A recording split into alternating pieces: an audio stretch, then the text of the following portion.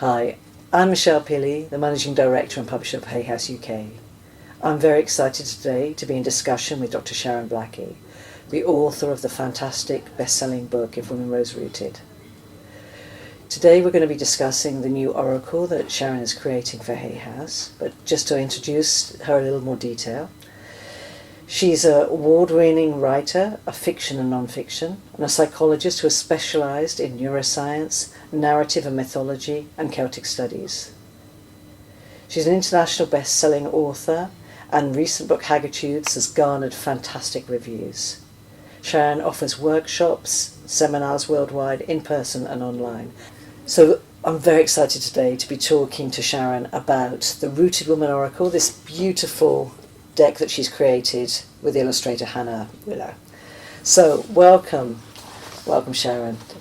Can I ask you first of all what inspired you to move from your writing of fiction to non-fiction and to create If Women Rose Rooted? Yeah, it wasn't intentional because I've always very much enjoyed writing fiction. That's how I always saw myself as a writer. But in my other life, at the time, I was running a very small literary publisher, and we were publishing a magazine called Earthlines, which was effectively nature writing with a bit of myth and folklore thrown in.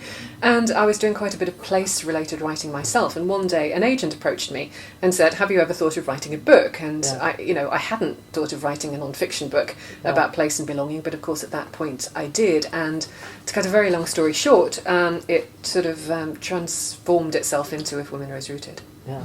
Were you surprised by the impact and the success of the book? I was hugely surprised because at the time that I wrote it, nobody really knew what to do with it. Right. Because it just wasn't the thing at that time for people to put myth into both memoir and nature writing, and literally nobody knew where to put it on the shelves, and nobody knew how to review it, and so it had its success purely by word of mouth. Right. And now, of course, everybody's doing myth and memoir and nature writing, so that's kind of nice to see, and I think it's not quite so peculiar these days. It's had a huge influence on so many women, and it's been a tremendous impact. So, and it's kind of funny when you do that kind of thing. It feels as if the book is sort of out of your hands. I know it sounds silly, but it's difficult to take credit for it when it's just doing its own work in the world, and it's a constant source of astonishment and delight. Really. No, lovely. And you used the term Ecoheroin. Could you just talk a little bit more about that? Well, in If Women Rose Rooted, what I was trying to do was to look at the impact of stories from the folk and folklore and the mythology of the Celtic lands, or the lands that speak Celtic languages. And what I had discovered over the course of many years was that most of those stories put forward women as guardians and protectors of the land, as either embodying the land or in some way being responsible for it. And so, having had a bit of a concern about the hero's journey, Joseph Campbell's version of the hero's journey, and the fact that I didn't really think that had very much to do with women. I was interested in the heroine's journey, and it seemed to me that certainly in these lands, if you were looking at a heroine's journey, it was by definition an eco-heroine's journey because of all of the stories talking about women and the land. And it just seemed that was the journey that was needed in these times of environmental catastrophe, and with so many stories in our native traditions pointing to women as having responsibility for the land, then it just seemed like a good term to use. No, a powerful one. And you speak as an extension of that about the suppression of feminine qualities such as creativity and intuition in favour of the masculine attributes of the rationale and goal setting. Could you describe how important that taking those feminine principles and the whole ideas of relationality and connection are, and why it's so important to rediscover those and work with those more effectively? I think that began really way back in Plato's times, when women were associated with nature and men were associated with rational and the intellect, and as a consequence that was elevated, and so both women and kind of by association nature was seen as kind of second-class characteristics, and the Enlightenment and the scientific revolution has led to many wonderful ways of being in the world, but there is a tendency these days to only value the masculine and the scientific and the intellectual, and what that does is it stops us being able to communicate with each other and to be in relationship with each other and with the land. And it just seems to me that a world that is so profoundly out of balance is, inevitably inevitably going to result in crisis after crisis, which we're seeing these days. And what we need to do now is just to make sure that women's voices and women's ways of being in the world, those feminine qualities, which of course are both possible in men and women, are more valued as well. Not for one to replace the other, but just to have the two in balance. No, absolutely. And the heroine's journey vital to offering us a way forward? I think so, because, the hero's journey, the way that Joseph Campbell first conceived of it, was very individualistic.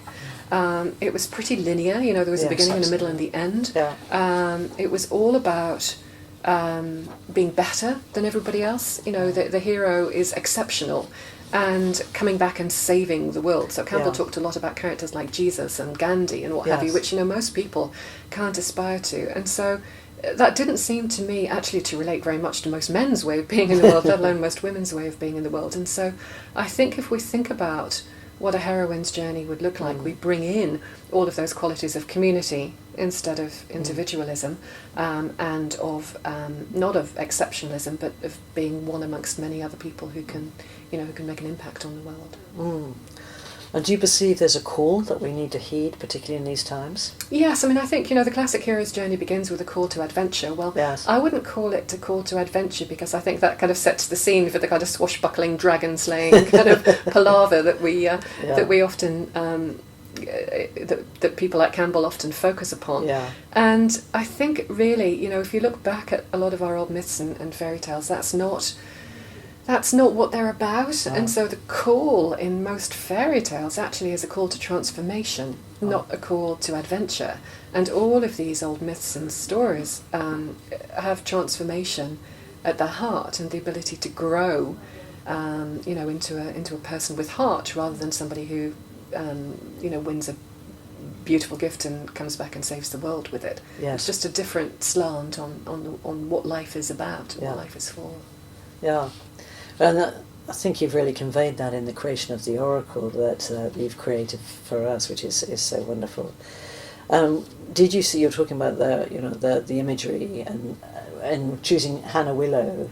There was obviously a strong attraction to her work. Could you just talk about how you saw her work mirroring so beautifully what you were saying in terms of the vision of your ideas for the oracle? Yeah, well, I'd known Hannah's work for a long time, and in fact I interviewed her for my book The Enchanted Life, when I was looking at people moving from, kind of more corporate existences into and being able to make a living out of their creativity. So I was very familiar with it, and I just loved the way she made everything so magical, but in a very grounded way. She paints the land and she paints animals, and so it feels very grounded to me, which is really, really important when you're talking about myth and story, so that it's not too magical thinking. And the atmosphere, the mood of her images, and particularly the way she paints midnight and night scenes, which are my favourites of all. And it just seemed to me that focus on the land and the animals was exactly what I wanted to convey in this oracle, that it's a very grounded way of being in the world, and so Hannah seemed perfect for that. No, it was certainly stunning work that you guys have created gorgeous, together. But and in general, do you see a value for oracles in these times and oracular wisdom? I do. It's not something... I've worked with tarot quite a lot over the years, because I love the depth of the archetypes and the fact that they're so easily transferable across cultures.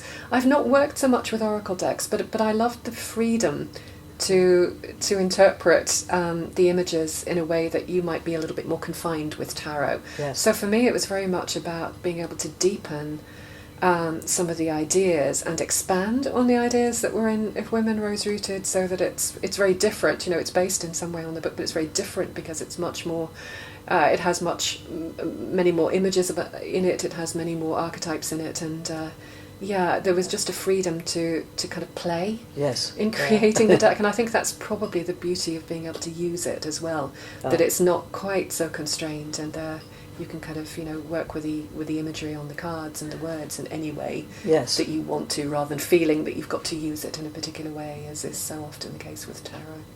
You talk about as well being able to use it to enter the mundus imaginalis, the imaginal space. Could you speak about oracles as a kind of portal into that world, please? Yeah, I mean, this dates back again. Well, it dates back to Plato. It dates back to ancient Sufi ideas, and even our own ideas about the other world. This idea that actually there is a world, if you like, for want of a better way of putting it, that isn't necessarily a separate place, but that kind of envelops this one. So it's almost like a different way of perceiving. Yeah. And that under some circumstances you can see into it, because that world in any of those traditions is the place where archetypes live, where stories come from, where synchronicities come from, where dreams come from, and all of those are capable of guiding us in any tradition in the world. And so I think anything that offers you a portal into that world is going to prove fruitful in one way or another. And the images that we were working with in this deck are designed to do that, to kind of slip through the veil a little bit and offer you some insight into issues that you're worried about or working with. Oh, they're wonderful. Your oracle has 53 cards, which is a lovely and unusual number. Could you talk about the structure of the deck for us, please? Yeah, so there are 3 suits in it, so there are places, and as I said, if women are rooted, and my whole focus of all of my writing is about place, so the place suit has archetypal landscapes like bog, the enchanted forest, the lake, and it also has a couple of slightly more otherworldly ones, like the Land of Women and the Fisher King's Court, which appear in old British and Irish mythology. Then we have the Allies suit, which picks up on the women in these old Celtic myths and stories. So we have some of the goddess figures, like the Morrigan and the Cailleach. And the third suit is called the journey suit, and what that represents is elements of the journey. So elements of the Ecoheroin's journey that I talked about in If Women Rose Rooted, with a few extra stages in. So it might be types of journey, like pilgrimage or Imram or walking a labyrinth, or it might be stages of the journey, like the call to adventure and the return. And so each of these 3 suits is designed to represent different aspects of the journey that people might undertake. I think it's so beautiful that you can work with them individually or put them in combination together, and you have this lovely spread, particularly called the Journey Spread, which is picking one card from each of the suits. Can you talk about the vision of that, please? Yeah, so, I mean, again, they're all designed, as you say, to have enough imagery and enough words around them, so that just picking one card can hopefully inspire you. But the idea of picking a place suit and then an ally and then a journey, a card from the journey suit, to actually represent a kind of mini journey, so that if you're grappling with a particular issue or you're at a transition point in your life and you're looking for inspiration or for some kind of guidance about what this period of your life is all about, then you can look at the qualities of an archetypal landscape. So if you get the bog, for example, then something is buried in the bog. The bog hides bodies and hides butter and all kinds of things that are found buried in the bog. So that would imply that there is something under the surface, perhaps, that you need to look at. And then if there is an ally, along the way, so you might choose the Cailleach, and she is very much, a character who is the guardian and protector of the land and represents endurance and staying power. So that might suggest to you that the journey is about that. And then the actual journey itself, I mean, let's say you pick the labyrinth, and that idea of walking in and out of a spiral labyrinth particularly, which suggests that you have to go deeper and then you have to pick something up along the way to bring back out again. So the idea is really that you get a bigger perspective and a kind of deeper insight into a big issue in your life, I suppose. Yes. No, wonderful. And the standalone cards, one of them is the Peregrino.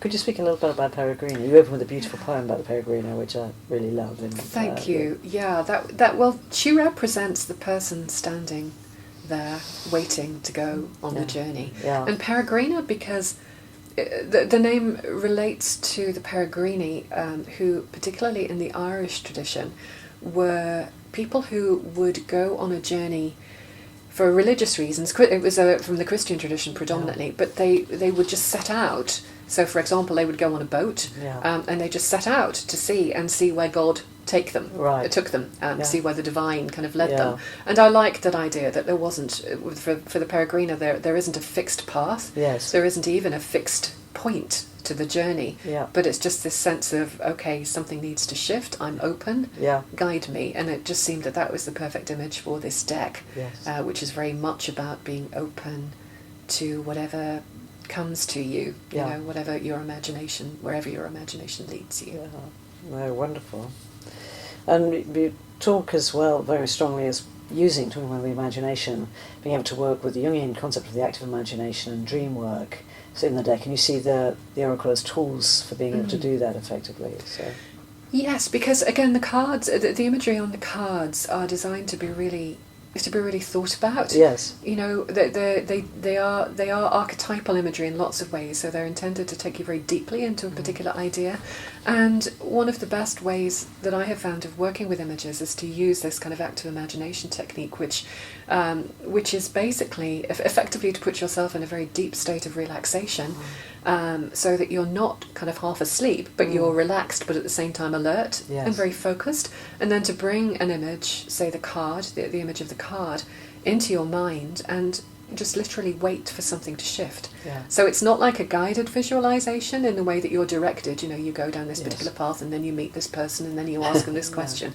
It's just like, here's an image. And, you know, the Jungian perspective on it is you wait for the image to move. Yeah. You wait for something to happen. You wait for something to kind of leap out at you, you know, whatever might happen. And so it's a less directed way of just allowing the card and the imagery to work on you. Yes. And to so that you're not defining it. You're not. No, absolutely. There is a sense that if you try to overinterpret a card, that in some way you're confining it as well. Yes. You know, you're not letting it be all of the things that it can be to you. Yeah, so the active imagination technique, as opposed to guided imagination techniques, is designed to allow that to happen. Yeah. No, I find that's very useful with tarot as well. Just that waiting is, and sometimes it's a really vital thing. So no, fantastic. Can I just ask overall what you would be hoping that people will receive when they work with this oracle? What do you feel that you're hoping it's going to create for people? I'm really hoping, I suppose, that it's going to help people develop relationships with their places as much as anything else. I mean, clearly I want it to be able to guide them and give them insight and inspiration and all of the things that an oracle should do. But I think, for me, one of the best ways of developing relationships with our places, apart from knowing the physicality of it, apart from knowing the environment and the ecology and what the animals are and so on, is to be able to perceive this mythic overlay. Yes. You know, so with a bog, for example, it's lovely to know exactly what is in the bog and what the bog consists of, what the peat consists of, and what flowers grow and what birds are there. But there is also this kind of mythical overlay of what the bog represents in the imaginal sense. Yeah. And to me, both of those, because the mythic stuff kind of captures the imagination in a way that often the physical stuff doesn't. The combination of the two, I think, really helps us go deeply into a sense of connection to a place. Yeah. And, you know, as a psychologist, throughout my life and all of the ways I've worked with psychology, that ability to capture the imagination is absolutely critical, both to relationship and to transformation. Yes. So that's really, I suppose, the other thing that we're trying to do with the Oracle deck is really, really work on people's mythic imagination and help people kind of grow it and see what's possible in working with it. Thank you. I'm sure it's going to do that. It's such an extraordinary deck that you've created. So thank you for giving me the opportunity. I really appreciate it. Thank you so much, Sharon. Thank you.